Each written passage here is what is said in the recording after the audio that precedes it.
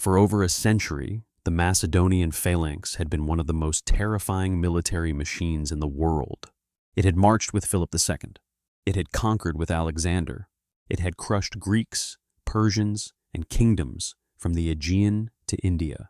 A wall of men, a forest of pikes, a formation that looked almost impossible to break from the front. But in 197 BCE, in the hills of Thessaly, that legendary machine met something different. Not a heroic charge, not a king trying to out-Alexander, but Rome, disciplined, patient, flexible, brutal.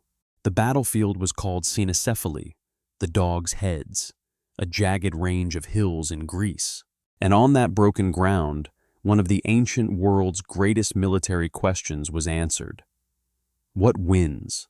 The unstoppable wall, or the army that can bend? The Battle of Cynoscephalae happened during the Second Macedonian War. On one side stood Philip II of Macedon. He ruled a kingdom with a glorious military memory. Macedon was not what it had been under Alexander the Great, but it was still powerful, still dangerous, and still central to the politics of Greece. On the other side stood Rome. Rome had recently survived Hannibal.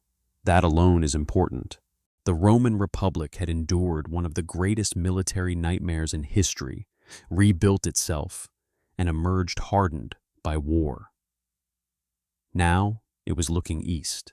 Not yet as the empire we imagine later, not yet master of the Mediterranean, but ambitious, interventionist, and increasingly difficult to ignore. Philip had angered Rome by expanding his influence in the Aegean and moving against powers like Rhodes and Pergamum, which were connected to Rome's sphere of interest. Rome declared war in 200 BCE. By 197, command had passed to Titus Quinctius Flamininus, a young Roman commander with political ambition and military nerve. But this was not just Rome versus Macedon. It was system versus system. The Macedonian phalanx was built around the sarissa, a long pike that could reach far beyond ordinary spears. In perfect order, on level ground, the phalanx was horrifying. The front ranks presented a dense hedge of spear points. Men behind them added pressure. Shields overlapped. The whole formation moved as one body. From the front, attacking it was like trying to walk into a wall of iron. But the phalanx had a weakness. It needed order. It needed flat ground. It needed cohesion. Break that order, and the machine became human again. And humans could be killed. The Roman legion was different. Roman units were divided into smaller formations called maniples. They could move, turn, reinforce, withdraw, and exploit gaps more easily than a single heavy phalanx block. The legion did not always look as impressive, but it could adapt, and at Cynoscephalae, adaptation would matter more than intimidation. The night before the battle, rain fell. By morning, the ground was wet. Then came fog, thick, blinding fog. The armies were close, but neither side clearly saw the other. Scouts and skirmishers moved forward into the hills, searching, probing, trying to understand where the enemy was. Then, in the mist, the first groups collided. This is one reason Cynoscephalae is so fascinating. It did not begin as a perfectly planned set-piece battle. It began as confusion, a skirmish, men stumbling into each other in bad visibility, small units fighting, retreating, calling for help. Then more troops were sent in. Then more. And slowly, almost accidentally, a reconnaissance clash became a full battle. Ancient accounts emphasize the fog, the broken hilltops, and the difficult terrain, exactly the kind of ground where the phalanx was least comfortable. Philip V had a problem. His whole army was not properly deployed. Part of his force was ready, part of it was still coming up. His right wing, including the main phalanx elements, was in position or close enough to attack. His left wing was not. It was still scattered, still moving, still trying to form on rough ground. This was dangerous.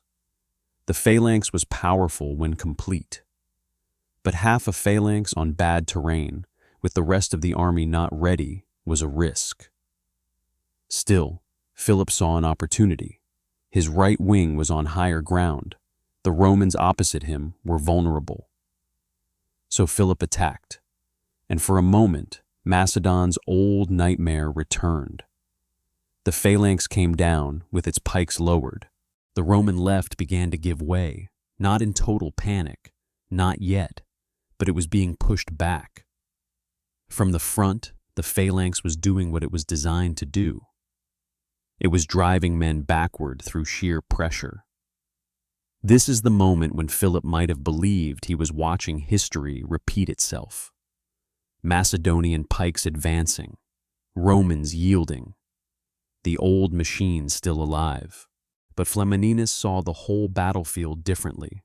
His left was in trouble, but his right wing faced Philip's weaker side. The Macedonian left was still disorganized, still not fully formed, still vulnerable. So Flamininus shifted attention. He moved to the Roman right. There, the Romans attacked the Macedonian left before it could properly become a phalanx. And the result was devastating. Philip's left wing broke. Now both sides had won half the battle. Philip's right was beating the Roman left. Rome's right was crushing Philip's left. The battlefield hung in the balance. This was the knife-edge moment. One side needed a commander, or even a single officer, to see the opening before it vanished. And that is exactly what happened. Somewhere on the Roman right was a tribune whose name history did not preserve. That may be the strangest part. The decisive man at Cynoscephalae is anonymous. He saw that the Roman right had already defeated the Macedonian left. He also saw something even more important. Philip's victorious phalanx, still pushing Rome's left, had exposed its flank and rear. From the front, it was deadly. From the side, it was vulnerable. From behind, it was doomed. The tribune detached about 20 maniples from the Roman right and led them into the rear of the Macedonian phalanx. Britannica and Livius both emphasized this maneuver as the decisive act of the battle, and once that happened, the great phalanx had no answer. Its men carried long pikes designed to project forward. Their formation was built to crush what stood in front of it. But now the danger was behind them. They could not simply spin around as a single body. They could not easily fight individual duels. They could not preserve the perfect forward-facing wall that made them terrifying. The machine broke. And once it broke, it was no longer a machine. It was men trapped under heavy equipment, holding weapons too long for the kind of fight now happening around them. The Macedonian defeat became slaughter. Philip fled. Thousands of Macedonians were killed. Thousands more were captured. Ancient figures are always worth treating cautiously, but the common reported numbers are around 8,000 Macedonians dead and 5,000 captured, compared with far fewer Roman losses. There is also a grim detail from the aftermath. Some Macedonian pikemen may have raised their sarissas as a sign of surrender, but the Romans either did not understand the signal or ignored it. Men trying to yield were cut down. That detail matters because it strips away any clean, heroic image of the battle. Cynoscephalae was not a chess match. It was mud, fog, miscommunication, panic, and men dying because one side's surrender gesture meant nothing to the other. So, what did Cynoscephalae prove? People often say it proved the Roman legion was superior to the Macedonian phalanx. That is broadly true, but it needs care. The phalanx was not useless. Philip's right wing showed exactly how dangerous it still was when properly formed and attacking from good position. The Roman left could not simply stand there and laugh it off. It was driven back. The Phalanx remained terrifying from the front. But Cynoscephalae showed the cost of specialization. The Phalanx was excellent at one thing. The Legion was good at many things. On perfect ground, in perfect order, the Phalanx could dominate. On broken hills, in fog, with incomplete deployment and threats from multiple directions, it became dangerously fragile. The Roman legion did not need the battle to be perfect. It needed the enemy to make one mistake. Then it could move, and movement won. After the defeat, Philip V had little choice. He made peace. Rome did not destroy Macedon completely. Not yet. Philip kept his throne, but he lost much of his power outside Macedonia.